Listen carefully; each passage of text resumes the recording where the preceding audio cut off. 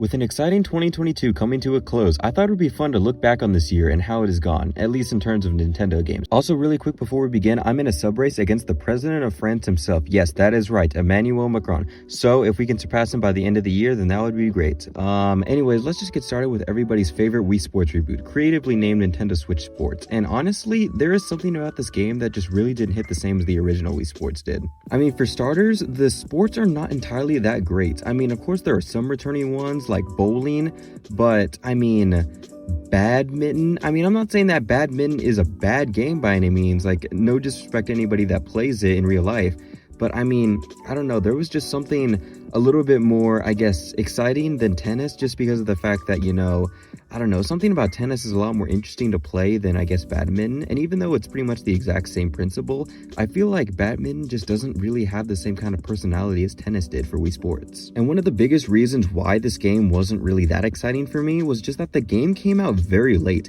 I mean, think about it. Wii Sports was available pretty much from the get-go, and literally anybody who has a Wii has Wii Sports, because, I mean, 99% of the Wiis that people own, they got it with Wii Sports. So, I mean, everybody from day one was already loving and enjoying and playing Wii Sports. But this game, I mean, like I said, this game came out this year, like a solid 5 years, more than that, pretty much, after the Switch initially released. So I mean, hello, why wasn't this game made initially from the start? I mean, I guess you can argue that, well, you know, it wouldn't have made a whole lot of sense because we were supposed to show the capability of the Joy-Cons, and the whole motion controls gimmick was a thing of the Wii, you know, 2000s era, which I guess makes sense, but I mean, come on. Would you rather play 1-2 Switch upon the Switch's release or this game? And I'm not saying this game failed by any means. I mean, like, it certainly sold very well, but think about how much better it could have sold if this was the game that not only came out when the Switch was initially released, but also was like a pack-in title similar to how Wii Sports was to the original Wii. I mean, that just would have made this game so much better. And one of the bigger issues, I guess you could say, about this game is that they kind of attempted to phase out the Miis. I mean, not to say that they weren't in the game whatsoever. I mean, you certainly could get to them,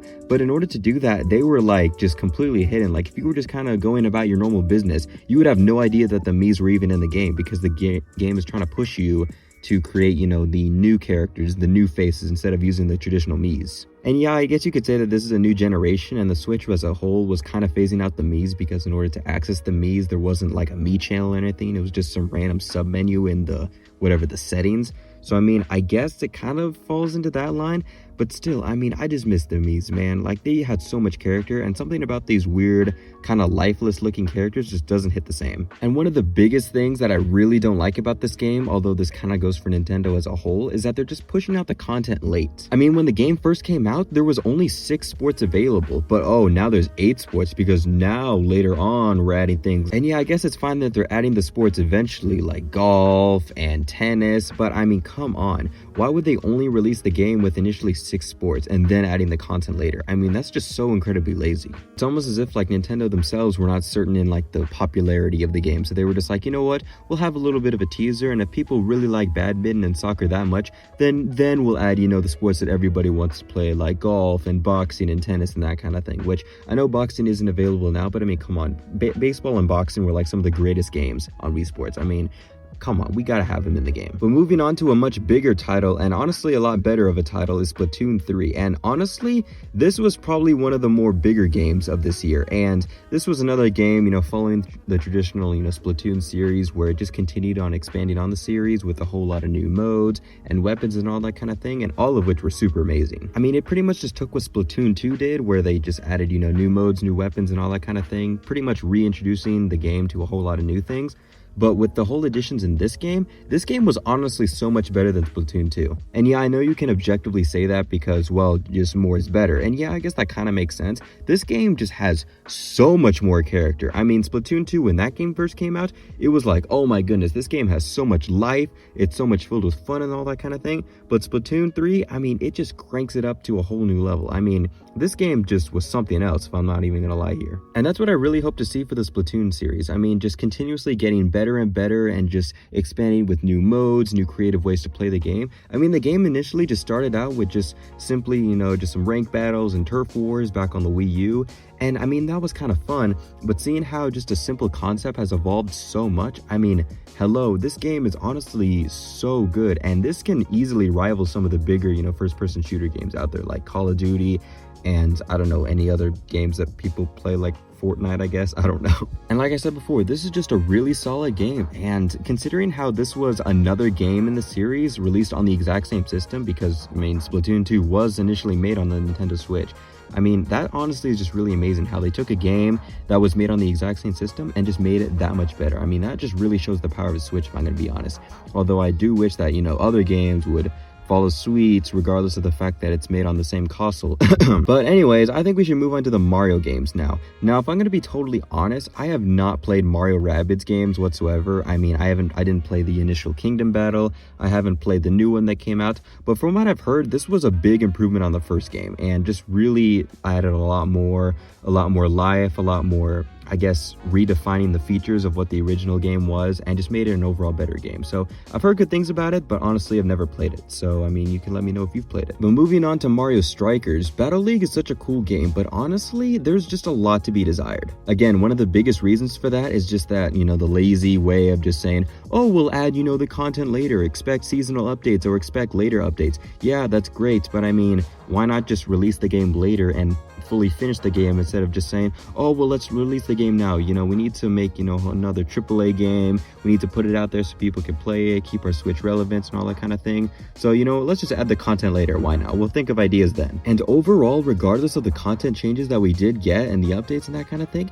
it still doesn't really live up to the fun of the original game or Strikers Charge. But then again, not to say this is a bad game by any means, but just really didn't live up to the overall hype that the initial first two games had. And then regarding the booster pass that came out from Mario Kart, I made a whole separate video on it, so if you're interested in that, you can go check that out, but I'm not going to go over that again in this video. So if you're interested, again, you can go ahead and check that video. And now I want to go on to Kirby, and I know that Kirby got a new game in the form of Kirby and Forgotten Land, and this game was honestly really fun. I mean, this game is not like every other Kirby game where it's just your traditional 2D platformer. This is more akin to like 3D Land or Mario 3D World, where it's like a 2.5D kind of adventure, which honestly for Kirby, I mean, so far this is kind of the closest thing we're gonna get to a full 3D game, which I mean, I guess is cool, but I really like the new direction they're going in. And honestly, if they made another game similar to this with this 2.5D-esque graphics, or I guess gameplay, this would be, you know, definitely a huge big step into a good direction. But yeah, overall there's not a lot to say. I mean, it's another Kirby game, and not to say that this game is bad by any means, but I don't know, there's so many Kirby games, and I wouldn't say it's hard to distinguish which game is which, but I mean, this wasn't like some crazy new edition or kind of breakthrough like, you know, Return to Dreamland was or anything like that. But I mean, very solid game in the Kirby series. And I don't think we can go over this year without talking about Pokemon, and this is a can of worms that I don't really want to dive into, but I'm going to touch on it a little bit. So first things first, I want to address Legends Arceus. Now I want to say Legends Arceus is a great concept, but there is a lot to be desired with this one. I mean, it completely changes the whole Pokemon formula and makes this whole open world adventure and that kind of thing. But I mean, honestly, the thing about this game that just really bogs it down is that it's just not defined whatsoever. And the biggest problem for that is just because of the fact that Pokemon always has to have, you know, a yearly release. So the biggest problem with that is, you know, a lot of the games are rushed and all that kind of thing. I don't want to address this too much because, you know, there's a ton of other videos on YouTube that are really great videos that, you know, address this kind of issue that Pokemon has been having for the last 10 years. Or pretty much even before then, but I'm not going to dive into it too much. So if you're interested in that kind of topic, you know, I'll leave, I don't know, some other videos that are a lot better than mine, I guess, that you can go check out. But regardless though, moving on, there was also the other Pokemon game that came out this year, Scarlet and Violet, and this game I will address, but however, I'm going to do it in its own video because, I mean, there is a lot to unpack with this game, so this game will get its own video later on, but for now, I am just going to leave it at that. And to round out this video, I want to talk about my favorite game that came out this year, or I want to say by far my favorite game that came out this year, Xenoblade Chronicles 3. Oh my goodness. What a phenomenal game. I mean, if you know anything about the Xenoblade series, you know that this series is just chock full of some of the greatest masterpieces in gaming known to man. And this game is no different because this honestly was just an amazing, phenomenal game in the Xenoblade series. But honestly, aside from that, I really don't want to say too much about this game because if you know anything about the Xenoblade series or if you've played a Xenoblade game, you would know that there is something special about these games where the best way to experience them is completely blind. So I will not say anything about this game. I don't want to spoil anything because, I mean, like I said before, the best way to experience this game is going in completely blind without knowing any spoilers or anything like that. Because, I mean, if you spoil the game, there really isn't, you know, any undoing of that. I mean, anybody who's anybody in the Xenoblade fandom, regardless, and if you played one game or all the games, anybody would give pretty much anything to play through any of the games again. I mean, myself included. If I could relive playing through the original game or Xenoblade 2 again, I would easily take it in a heartbeat because, oh my goodness, these games are phenomenal,